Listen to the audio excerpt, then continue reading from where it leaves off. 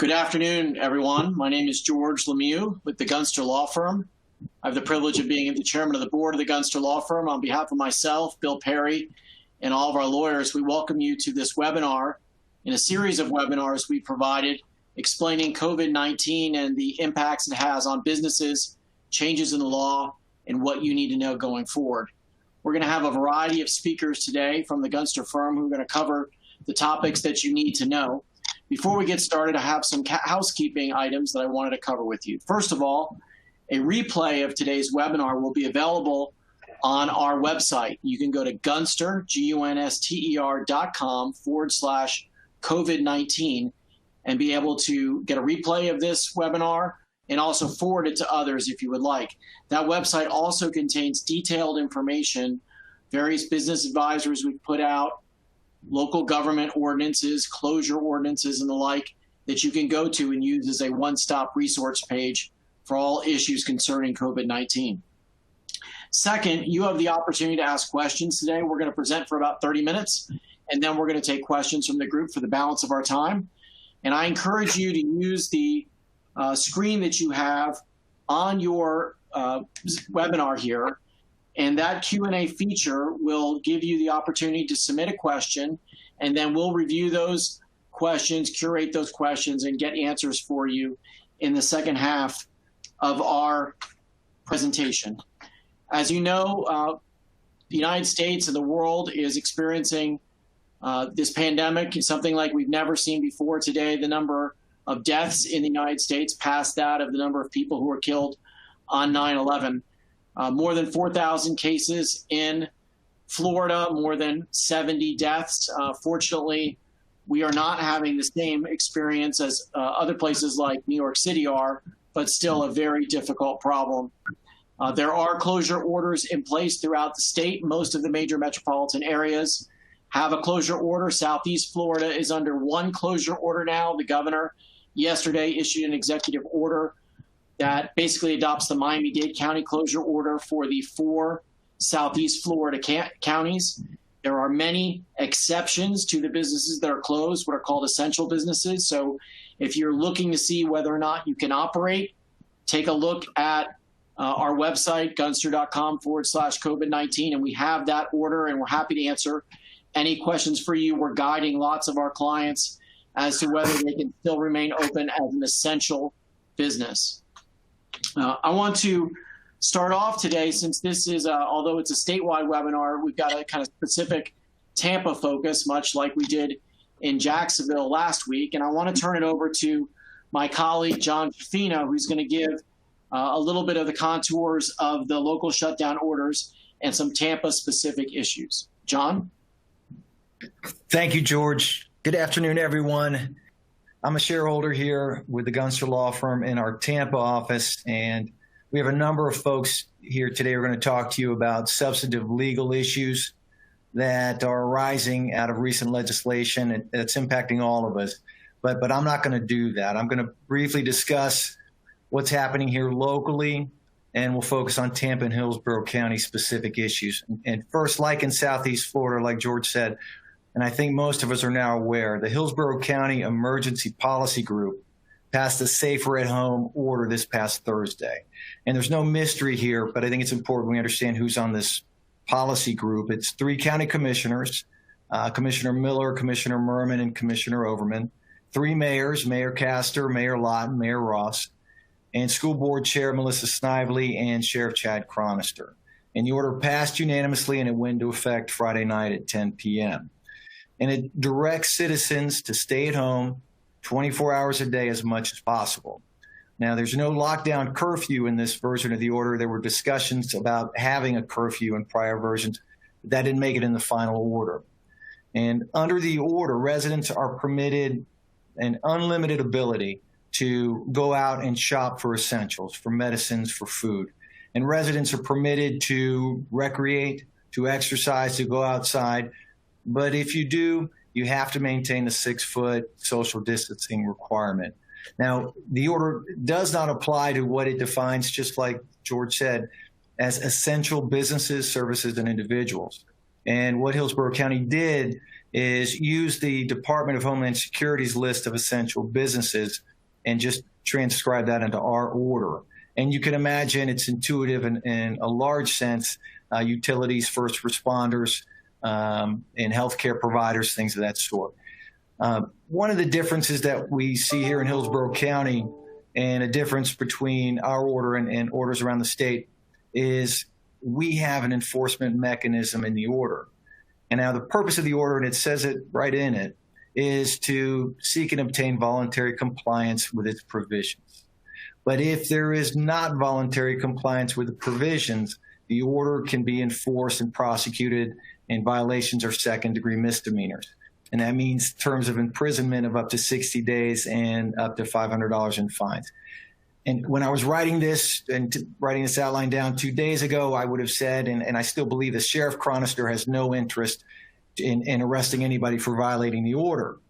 But as a lot of us are now aware, yesterday there was an arrest. A pastor was arrested for violating the order for holding services. So it does have teeth. It does have teeth. More information about the order, take a look at the website, hcflgov.net/stay safe. And one other item I mentioned very quickly, the Florida Supreme Court passed an administrative order last week. And our local chief judge, Judge Figueroa, passed a similar order.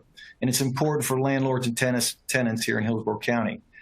For landlords, if you want to file an eviction action or proceed with one, that's fine. It won't be delayed. But when it comes to getting a writ of possession, your case is going to be stalled. And that's because the Supreme Court suspended issuance of all writs of possession until at least April 17, and then the court's going to revisit it. And for the tenants, it's a temporary reprieve. But again, it's temporary, something that you're going to have to deal with in a couple of weeks. And there's so much more to discuss, but I only have a little bit of time. So, George, that's all I have for now. Thank you very much, John. Appreciate that overview. I'm going to turn it over now to my colleague in Jacksonville. Sam Prokop is going to speak about the connection between the healthcare crisis and the impact on business. She's a shareholder in our healthcare practice area out of the Jacksonville office. Sam? Great. Thank you, George. Well, as George mentioned, George went through some of the statistics for COVID-19 positive tests and, unfortunately, deaths here in Florida. We're going to continue to see a rise. In talking to our healthcare providers, that really shouldn't alarm anyone. A lot of these numbers that we're seeing, even though we're going, gosh, we're social distancing, we're doing what we need to be doing, why aren't we seeing results yet? There's going to be a delay in that, and there's also increased testing. So you shouldn't be alarmed when you see these increasing numbers, not necessarily yet. A lot of that has to do with the testing that is becoming more and more available. Issues facing healthcare providers right now, it probably doesn't surprise you, but supply shortages seem to be the biggest issue right now. Healthcare providers are having trouble getting N95 masks, hand sanitizer, respirators, ventilators, gloves, face masks, and it's becoming an issue for our hospitals and our healthcare providers. There's starting to become a little bit of an antagonistic relationship we're seeing between providers and hospitals, and we're trying to kind of calm everybody down and help people work through those issues on a daily basis. The biggest issue or the root cause of all of this seems to be the supply shortages. Florida's governor has done a great job trying to get emergency assistance and getting supplies here in Florida. And so what we're telling businesses, how you can help out and what you need to do in this situation. We're seeing manufacturing companies, distribution companies, and logistics companies convert their products that they're producing and what they're focusing on, and they're actually helping to support production of more masks. So the more that we can help delay these hospital surges, the better chance we have of getting this equipment to our healthcare providers. In addition, if there's anything that your business can offer, if you have N95 masks and you're not using them, or you have the ability to donate hand sanitizer packages, we've got local companies that are making little packets for healthcare providers that have gloves, hand sanitizers, and masks in them, and they're sending them to the local hospitals or home health agencies or other healthcare providers who are on the lines every day. Those are very much appreciated. So to the extent that your business can do that, that would be helpful. I sent out some kind of surveys and inquiries and asked our healthcare providers, what do you want businesses to know? What can we do to help you right now? And some responses that we received back included, don't flood the system right now. keep your employees at home to the extent you can have employees work mobily so that we can stop the spread and hopefully help avoid this surge that hospitals are expecting. Hospitals are not at capacity right now here in Florida, at least the ones locally here in Jacksonville and the other regions that we've spoken with. They are actually down a little bit in patient census, but they fully expect that that's going to surge very quickly. And so they're preparing for that. If you can help out with food, nurses, physicians, other providers, they're already mentally and physically just exhausted dealing with this, and they haven't even gotten into the surge time yet. So to the extent that you can help out healthcare providers by, cooking a meal for them, bringing food into the hospital. I know we had a local attorney who did that recently, brought in subs, and he said they forgot to take his temperature going into the hospital. They were so excited just to see food. So to the extent that you can do that, that would be greatly appreciated.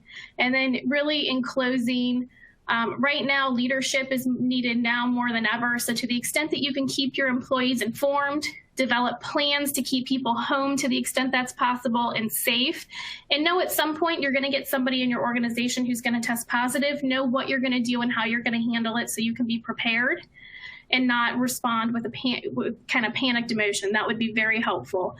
So with that, George, I'll turn it back over to you. Thank you so much, Sam. The next portion is mine. I'm going to do my best to walk you through the highlights of the more than 900-page CARES Act that was passed last week by the United States Congress. It is a $2.2 trillion piece of legislation, an enormous amount of money, an enormous program. To give you a perspective, that amount of money is equivalent to all of the discretionary spending that the United States does in a given year through the federal government. And this will all be spent here in the next couple of months. So let me start off by telling you about some of the programs that might be helpful to your businesses. The first is the program you've probably heard the most about, and that's the Paycheck Protection Program. This is a $349 billion expansion to small business loans. And it'll apply to small and now medium-sized businesses. It expands the type of businesses that are allowed to apply. It eases the loan terms and makes all or a portion of the loan forgivable under certain conditions. So it's not just a loan in those cases. It is in whole or in part a grant of money. And finally, it provides incentives for lenders to simplify and accelerate the making of these small loans. We are told that this process will start on Friday. Banks and credit unions are the ones who are going to make these small business loans. Not all institutions are going to do it, but a lot of them are. We understand from Senator Rubio, who we should really give a lot of credit to, who was the author of this program, that some 800 institutions will be available to us for these loans.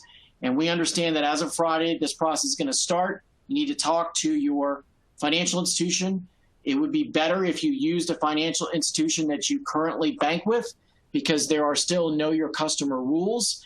And the fact that you are known to your bank will hopefully quicken the process. If you go to a third-party financial institution that you've not worked with before, it may slow things down. We're recommending that everyone get their paperwork in as quickly as possible.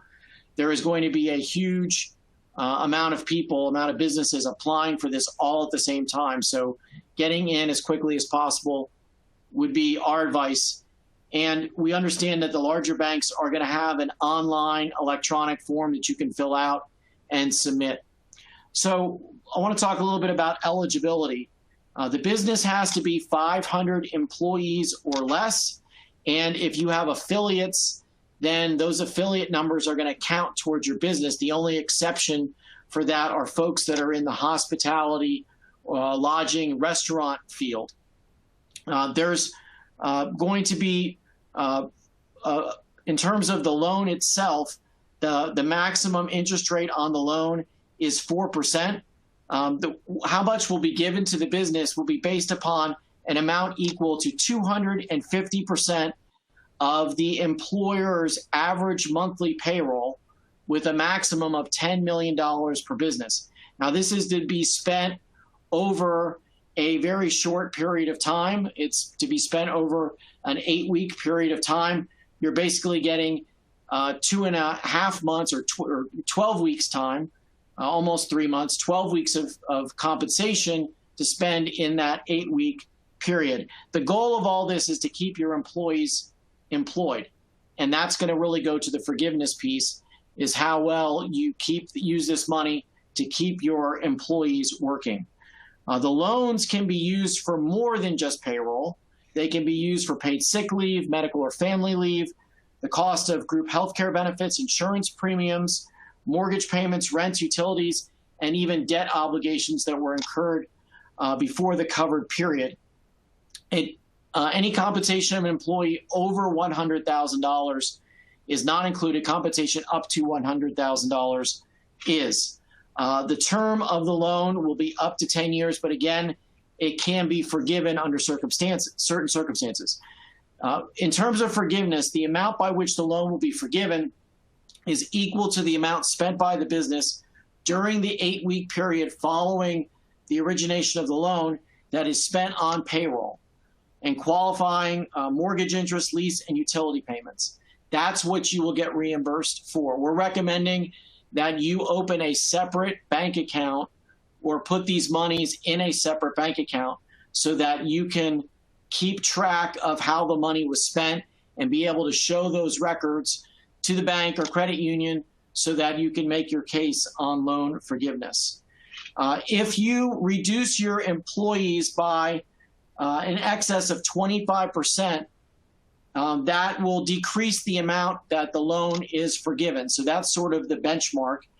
You also can be compensated, and it will count if you use this money to rehire people that you've let go or furloughed. So that's that program. That's really, I think, the most exciting program that businesses are focusing on.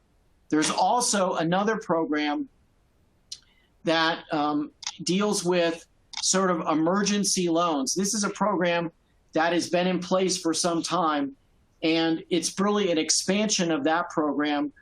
This program will now allow for loans for up to $2 million under the Emergency Loan Relief Program. It's called the Economic Injury Disaster Loan Program. And this is not a forgivable loan. This is just a regular loan. And this is where you really are dealing with a business who's been closed, where they're no longer able to operate. One of those non-essential businesses that John was speaking about that can no longer operate. And this loan is an expansion of a program that already exists.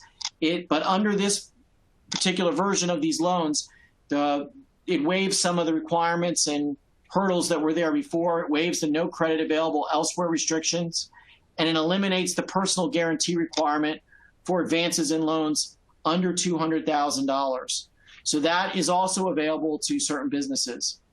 Also, I wanted to mention that there's a bunch of tax savings inside the CARES Act.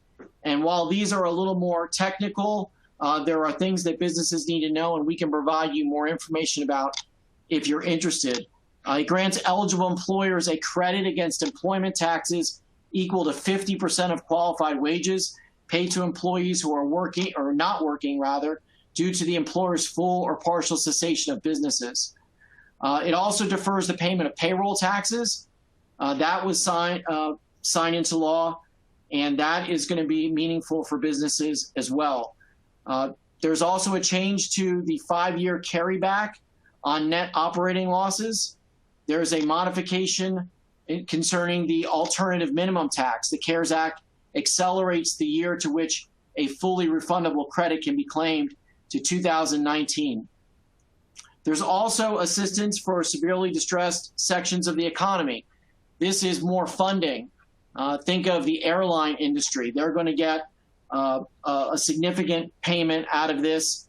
There's $25 billion that's going to be allocated to air passenger carriers, $4 billion for cargo air carriers, $17 billion for businesses critical to maintaining national security. So if you're doing work in the defense industry or the aerospace industry, those funds potentially could benefit you or the companies you're doing business with.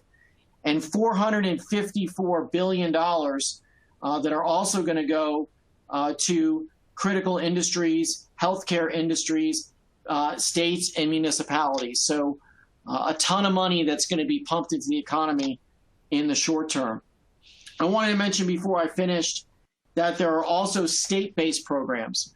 There is a Florida emergency bridge loan program that Governor DeSantis has announced. The terms and requirements of the bridge loan program, it provides interest-free loans to qualifying businesses. You must be a for-profit business. Must be a for-profit business. That is different than a Paycheck Protection Program, which is also available to not-for-profit businesses. And the size of the businesses for these loans is 2 to 100 employees. The maximum amount is $50,000. There's also a Rebuild Florida Business Loan Fund. And the Rebuild Florida Business Loan Fund is a $40 million program that allows for disaster recovery loans. And it can go towards anything, including inventory purchases, construction or renovation, working capital needs, capital startup loans, machinery and equipment purchases, as well as equipment financing. Now, I know that was a lot of information to try to cover in just a short period of time, but we have more information about this on our website at gunster.com/COVID-19. And we're also happy to answer any questions during the question and answer period, as well as afterwards if you have questions. I'm going to turn things over now to Ken Mather, and Ken is in our business litigation group. He's a shareholder in the Tampa office, and Ken is going to talk to us about financial liquidity issues resulting from COVID-19 shutdowns and how this is going to impact bankruptcy and bankruptcy filings. Ken? Thank you, George. For all of us that have been watching the news and we've seen Secretary Mnuchin talk in terms of liquidity, certainly as George just discussed with the CARES Act, liquidity is probably the biggest issue for the economy right now. So you're probably wondering, why is a bankruptcy piece to this presentation appropriate? And I would tell you that actually in this context, bankruptcy is a big piece to liquidity. And in this context, bankruptcy is a very, very viable thing.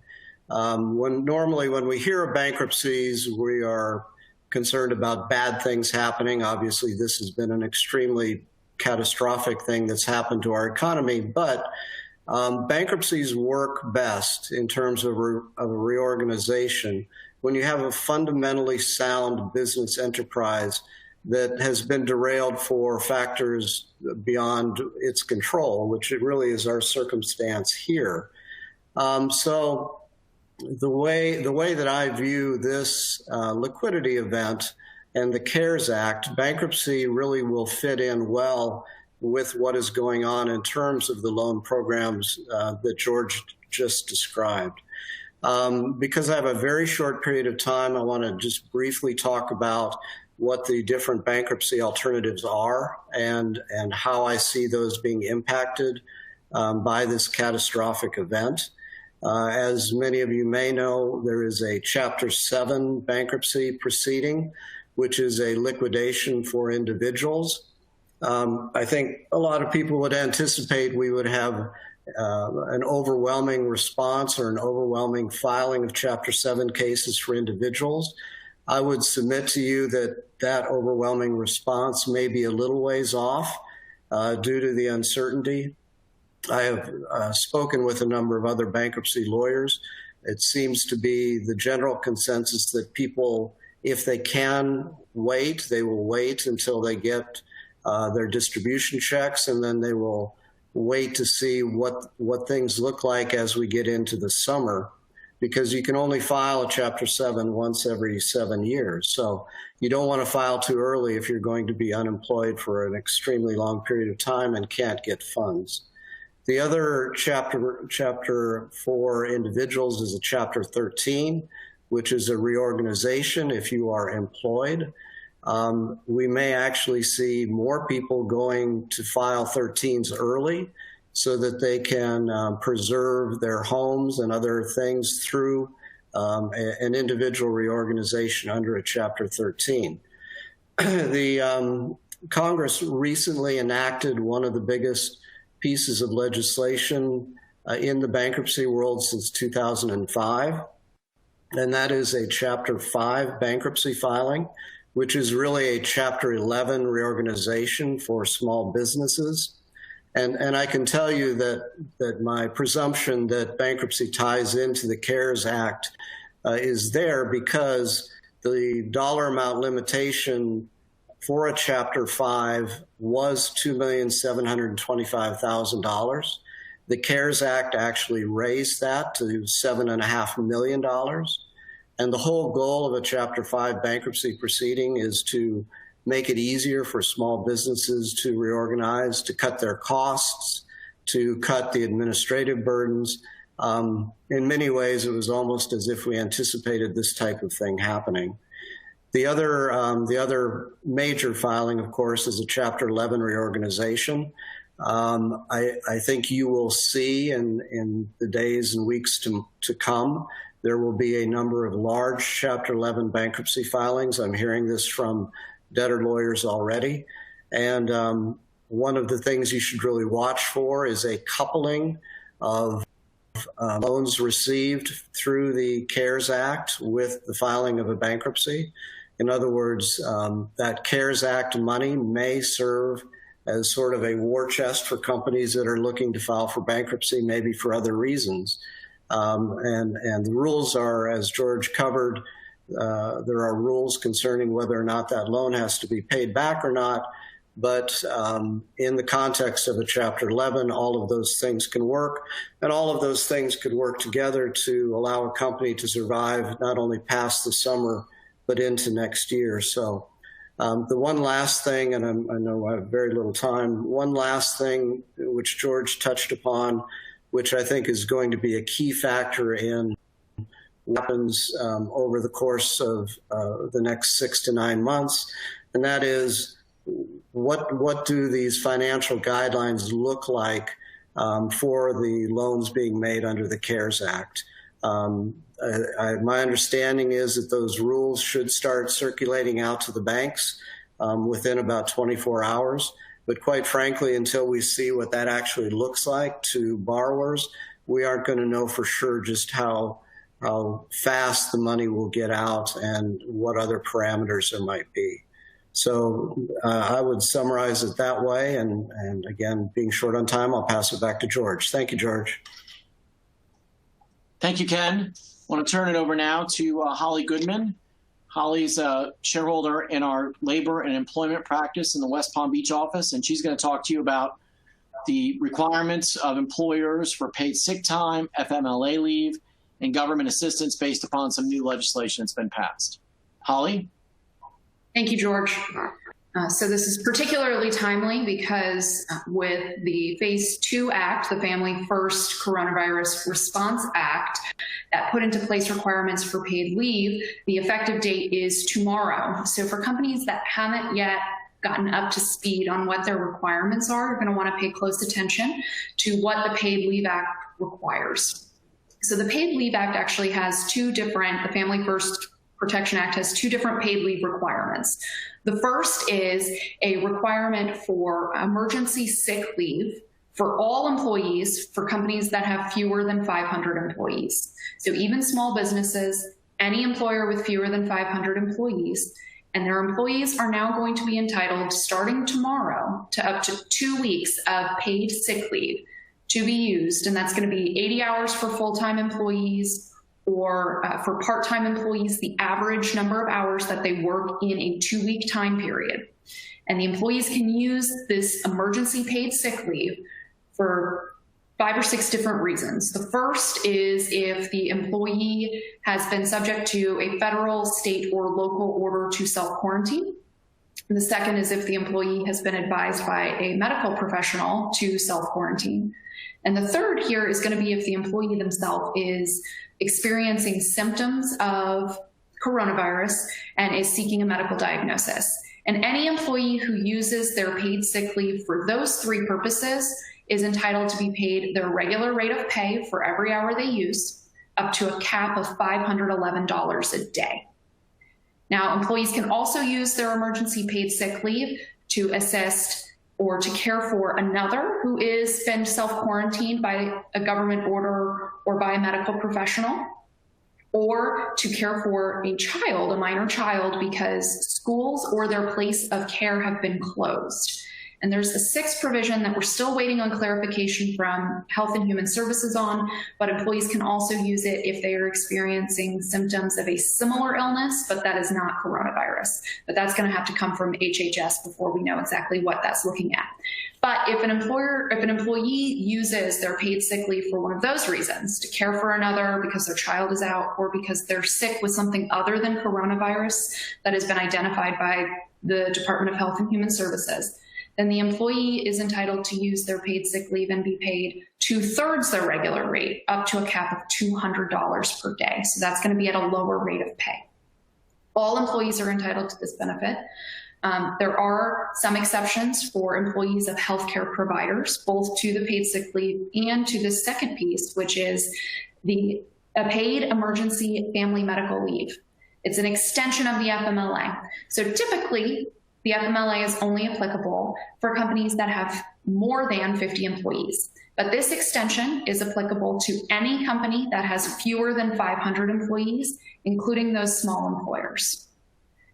And this extended FMLA can be used by any employee who has been employed for 30 days or more. So it takes out the typical requirements for employee eligibility under the FMLA.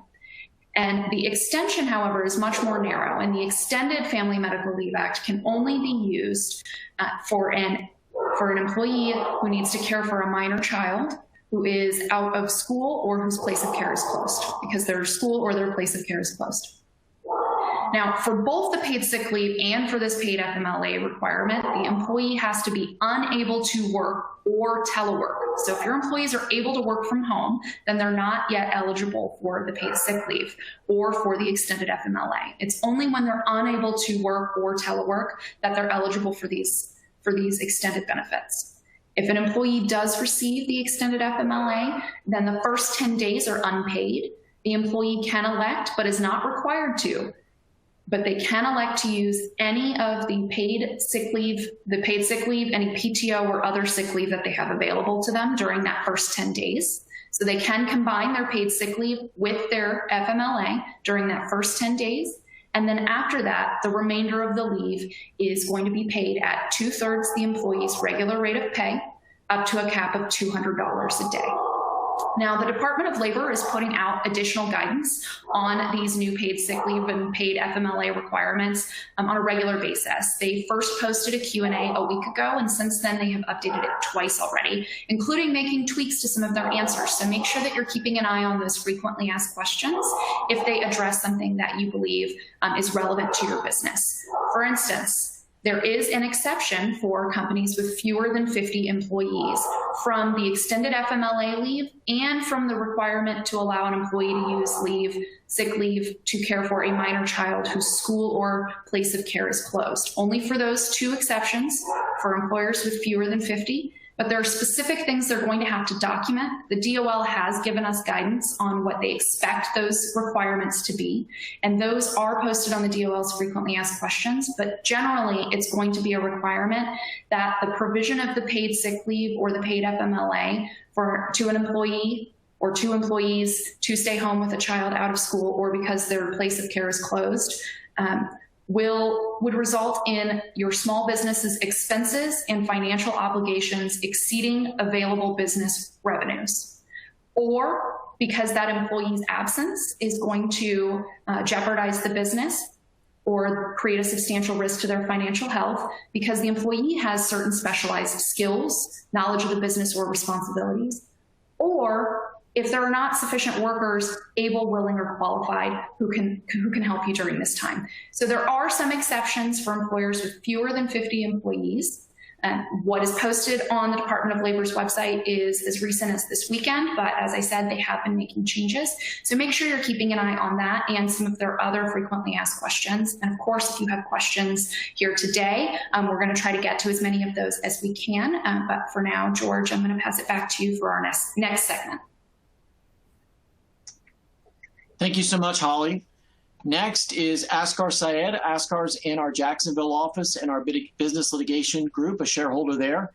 And he's going to talk about force majeure clauses or act of God clauses in contracts and the cancellation of events. Asghar?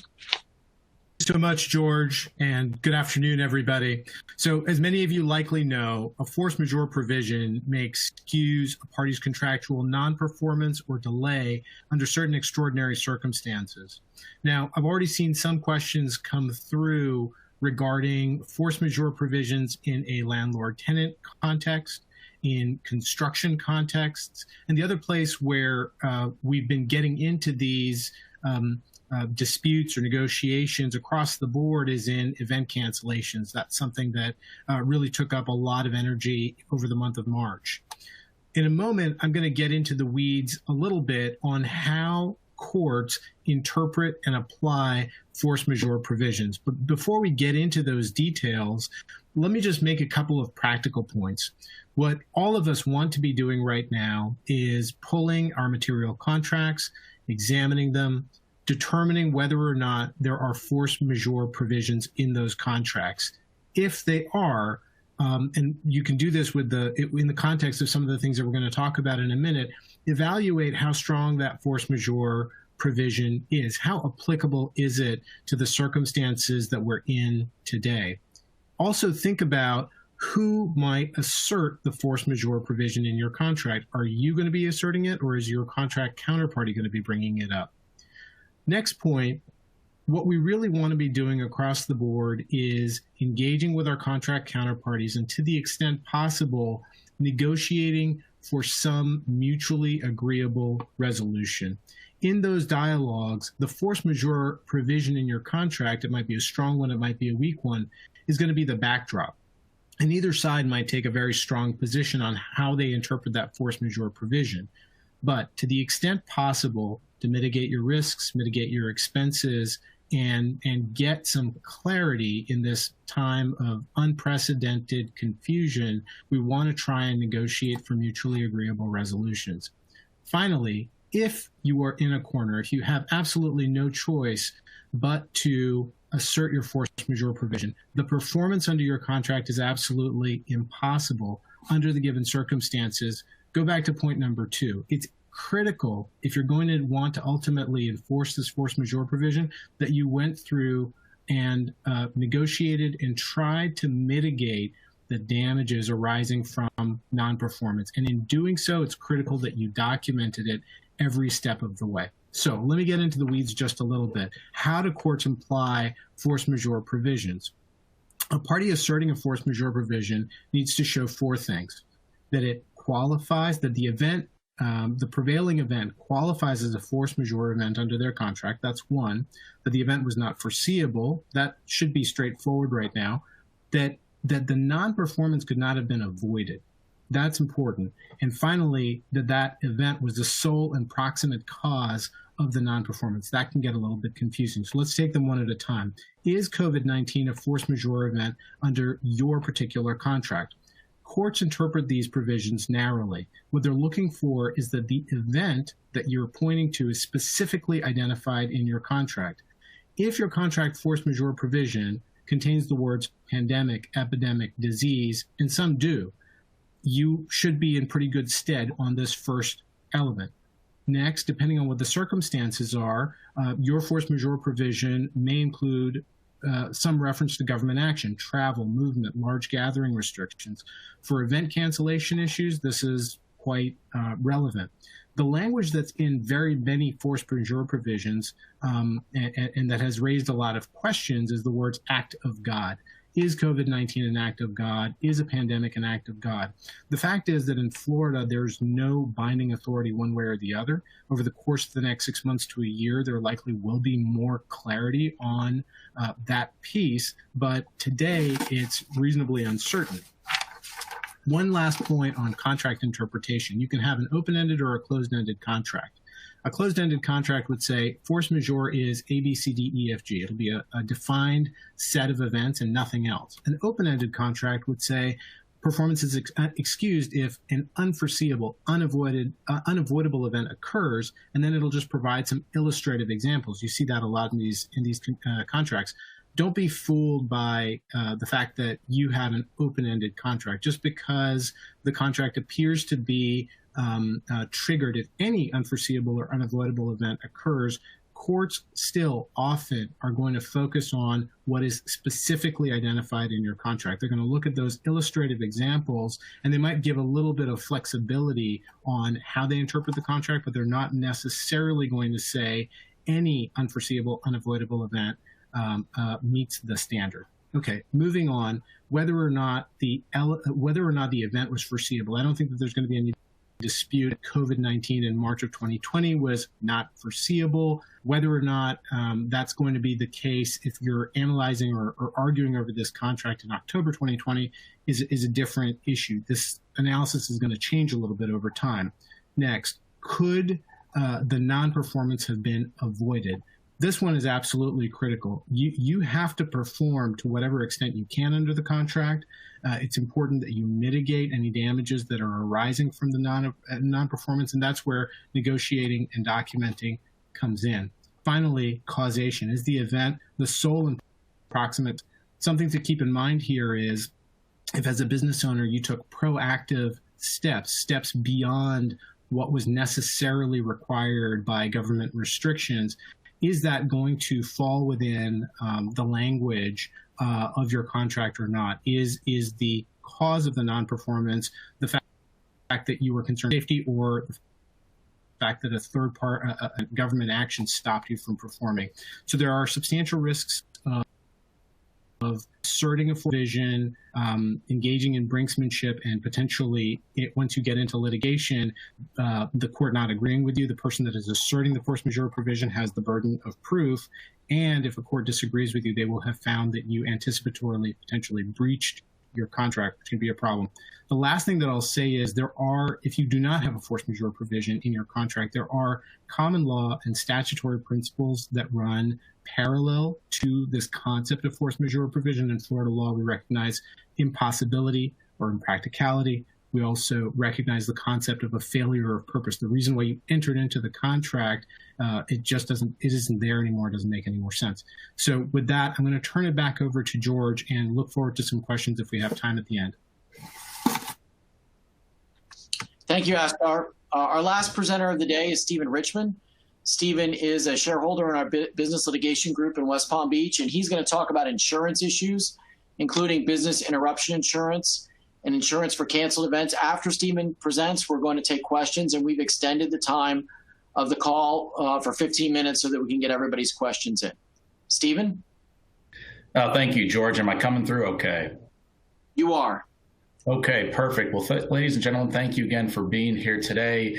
There are a lot of insurance issues arising out of COVID-19 that are getting press and that business owners should be thinking about.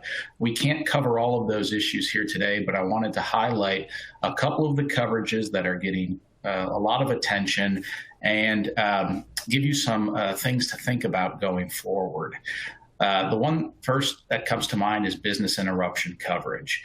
Think of a fire loss to the insured property. A couple of interesting things, though, that need to be shown to provide coverage under these policies. You typically need a direct physical loss or damage. Now, in the case of a fire, that seems pretty obvious.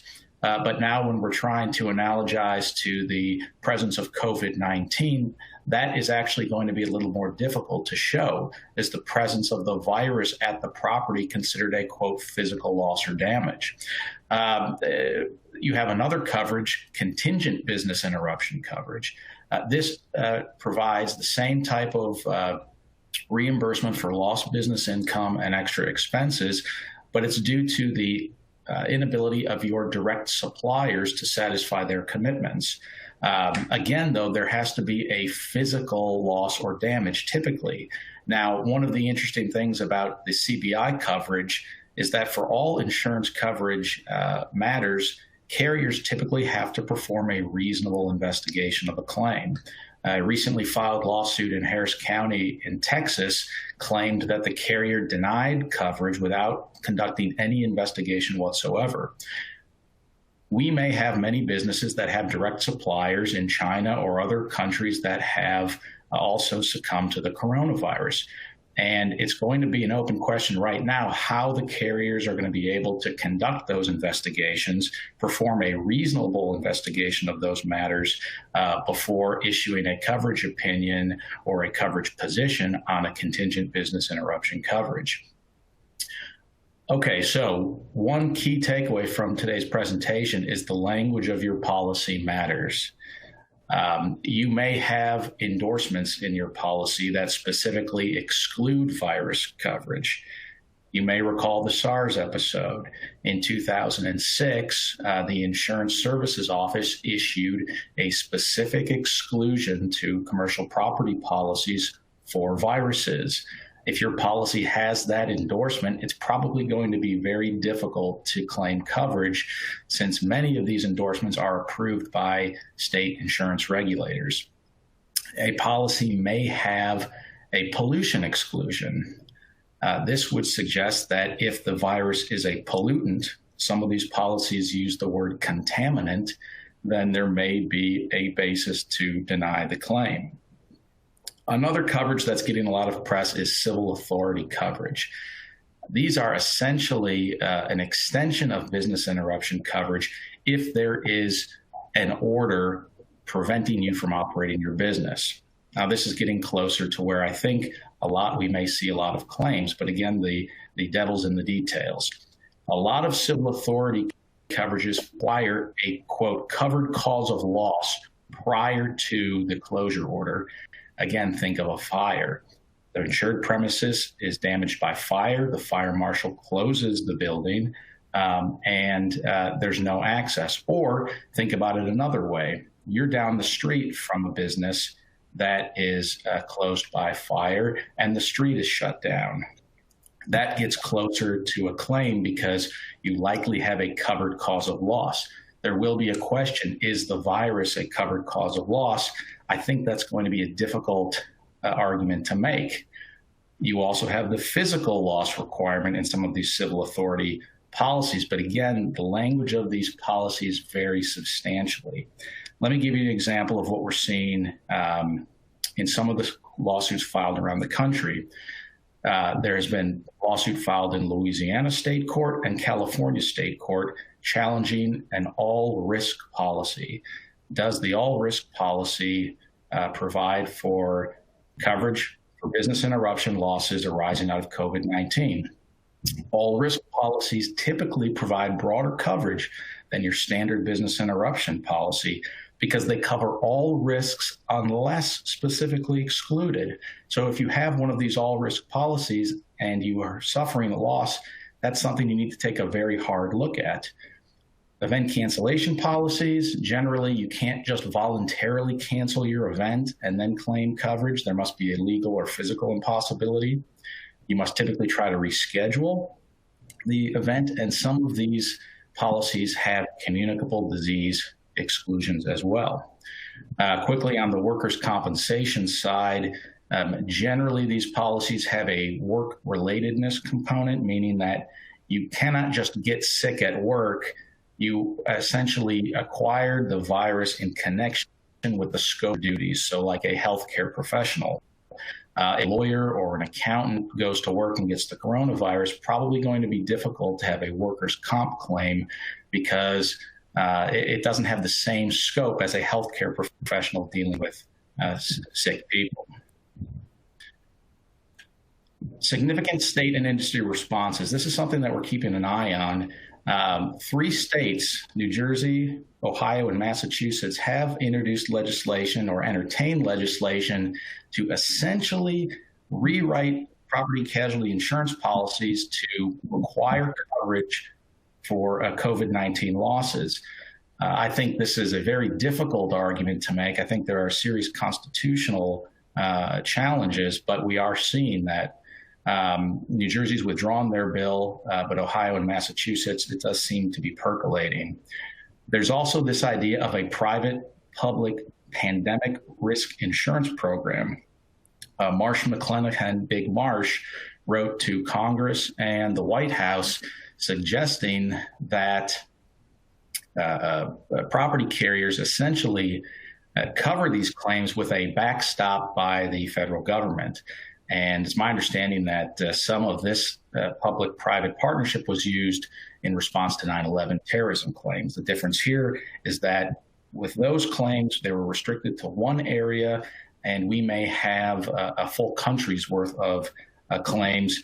The property carriers have a asset surplus of around $800 billion, but I've seen estimates of $300 billion a month in lost business income. So I don't see carriers backstopping this. Otherwise, we may quickly run out of property casualty carriers. Just a few takeaways. In addition to reading your policies, discuss with your agent or your lawyer, understand what coverages you have and what coverages you might not have. Use this opportunity to review your risk management portfolio to prepare for the next disaster. You may not know that you don't have a particular coverage or that your particular coverage has certain limitations. You have a duty to mitigate under almost every insurance policy. So what that means is, like in the event cancellation, you have to try to reschedule in good faith. And if you are making a claim, make sure you notify your agent in writing. Make sure you notify all the appropriate carriers. Discuss this with your agent or your lawyer. Don't forget about umbrella policies or excess carriers if the loss is particularly large. George, go ahead and turn it back over to you. Thank you very much. Thank you, Stephen. That's the end of our presentation. We're now going to answer questions. We've got a number of questions, some of which we've been able to answer online during the presentation, others which we'll talk about today. So let me get started. I'm going to answer the ones that I can, then I'll switch them over to the team for various questions in their areas of expertise. The first question was, which emergency loan program is the fastest? We don't know yet is the answer to that. It's probably, I would think, going to be the Paycheck Protection Program in terms of getting the money too fast, but you really need to apply for the loan that best suits your company and the situation that you're in. Remember that the Paycheck Protection Loan Program requires you to use those dollars if you want to get them so that you don't have to pay them back, to use those dollars for payroll and some of the other enumerated expenses. If you're in a situation where you've been closed and you can't have anybody working for you anymore because you're not allowed to operate, then the Economic Injury Disaster Loan Program may be better for you, as well as the programs that the state of Florida provides, which I also talked about. So it really can't really say which one's going to be faster. The state programs are, operate independently of the federal programs. You have the ability to apply for more than one of these programs depending upon your individual circumstances. We also have a question on the Family First Act requirements. Are they different for companies with less than 50 employees? That question, let me see from the group who might have the best ability to answer that, and we'll come back to that one. There was a question about the $100,000 cap, about whether or not you can get reimbursed up to $100,000, or if people who make over $100,000, none of that is reimbursable. The answer is up to $100,000. Question was concerning, it says my company does have fewer than 500 employees, and all of my employees are therapists that work in public schools across the country. If they are willing and able to work or telework, but the school district is closed, would they fall under any of the paid leaves? I'm going to have Holly speak to the paid leave situation, but let me just say in terms of the payroll protection program, whether they're working or not, you can receive the money. The issue is if you want the loan forgiven, you're going to have them working at least 75% of payroll, or you're going to have less of the loan forgiven. Holly, can you speak to this other question that I mentioned there at the end in terms of the fact that the school district is closed? Would they fall under any other paid leaves? Right now, it doesn't seem that they would. Several of the Department of Labor Q&As relate to furloughs due to businesses that are closed down or when a business does not have work available for an employee. And so far, the Department of Labor has taken the position that that does not qualify under the paid sick leave requirements, because the paid sick leave requirements are there for an employee who is unable to work because of their potential exposure to coronavirus, or because they've been required to do so by a federal government, their healthcare provider, or because they're exhibiting symptoms, not because there is an unavailability of work. Thank you, Holly. Another question that you may want to answer as well. We've got two questions pretty similar. Is when a business is attempting to retain an employee, but the employee can actually earn more temporarily on unemployment compensation, what factors should go into that decision for the employer?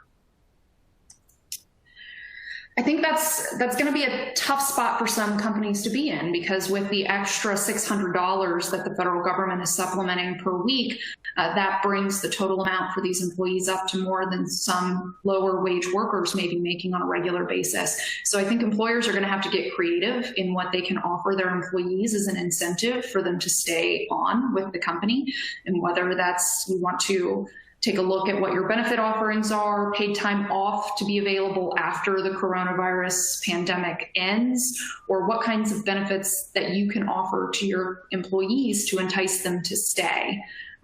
And so that's going to be a case-by-case analysis on what you have available and how you can make your workplace someplace where your employees want to be. Next question concerns whether this Paycheck protection program only applies to W-2 employees. The answer to that is no. It applies to full-time, part-time, independent contractors. It is broader than that. It's not just looking at full-time equivalents. There was a question about, can you participate in more than one program? The answer is, under some circumstances, yes, you can, especially the state programs. Participating in the state programs are not going to prohibit you from participating in the federal programs. And the Economic Injury Disaster Loan Program is also available for folks who apply for the PPP program. Someone asked, you mentioned so many loans. How do we know how many we can apply for? I think I just answered that. You really need to look what's best suited for your company. Question, if you have deferred some of your payments during the 8 weeks, like rent and mortgages, can those be forgiven, or should we go ahead and make those payments during that time? Remember, you're going to get 250% of your average monthly payroll with a maximum of $10 million, and you can pay that back. You can pay it on a number of things, some of which you'll get reimbursed for, some of which you won't. But in terms of the loan forgiveness, it does go to paying wages.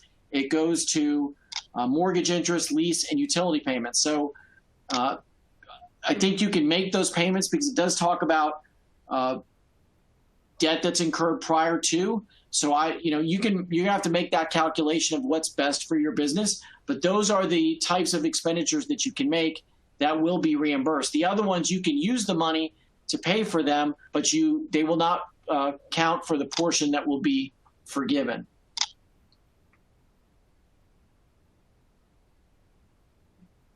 Question, I think this is a question for you, Holly. What steps can we take to monitor employees on the job, screening temperature, requiring hand washing, social distancing, et cetera?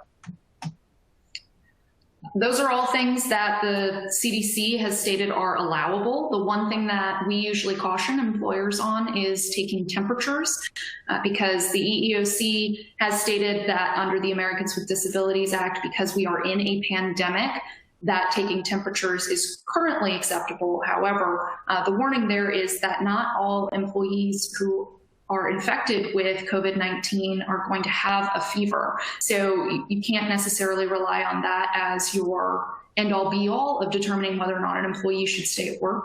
And there are still potential liability concerns, because even though the pandemic relaxes some of the ADA requirements with respect to health exams, like taking an employee's temperature, you still have to show that there was a direct threat or that it was a business necessity. So it could still open a company up to potential claims that it wasn't necessary or wasn't a direct threat. But it is something that the EEOC is currently saying if it's related to business necessity or due to a direct threat can be done.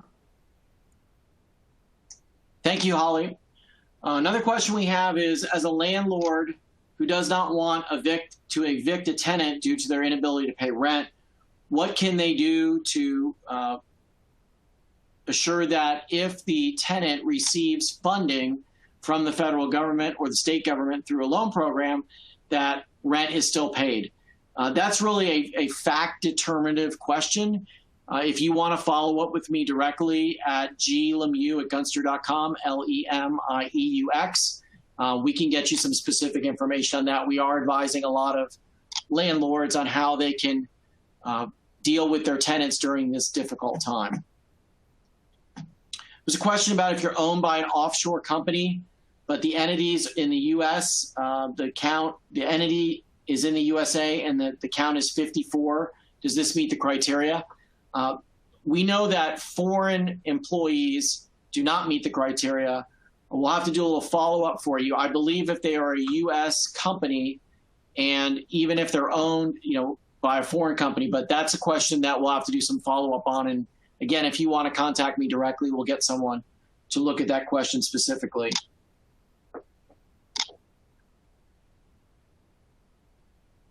There's a question about development permits, that have been, whether they have expiration deadlines, what's going to happen. Normally, during times of hurricanes, the water management districts or the state of Florida, Department of Environmental Protection will provide extensions. We have been monitoring that. I'm not aware as of today if any extensions have been provided, but that's something that our environmental team, Luna Phillips, especially L. Phillips at Gunster.com, she can answer that question for you.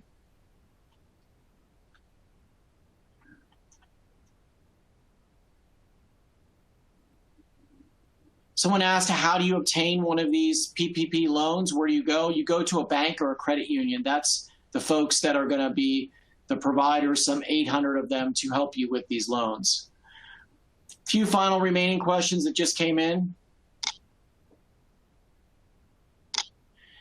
If an employer makes work available to a furloughed employee who's receiving unemployment benefits, but the employee chooses not to return to work, doesn't that disqualify the employee from unemployment because it would be considered a voluntary quit?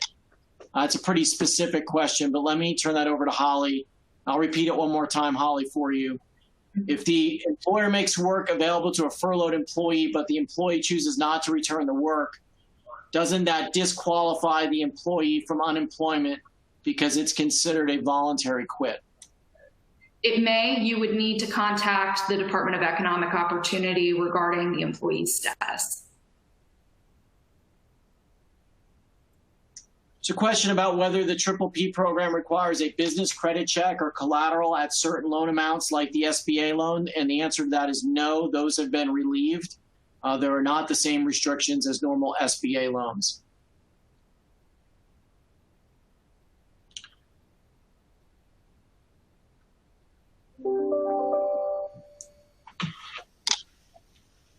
I think that's all the time we have for the questions for today. We try to get to them as many as we can. Again, if you have further questions, you can contact me at glemieux@gunster.com, or you can go to our website, which is gunster.com/COVID-19. We're trying to provide all of the information that we can. We've got business advisories that we send out that you can sign up for.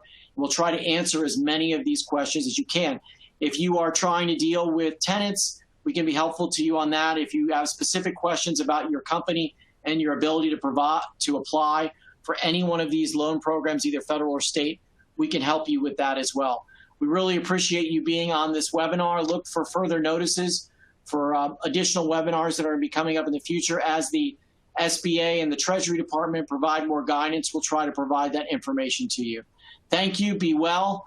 This is a challenging time for Florida, but we're going to get through this, and we're here to answer any questions that you have. Take care.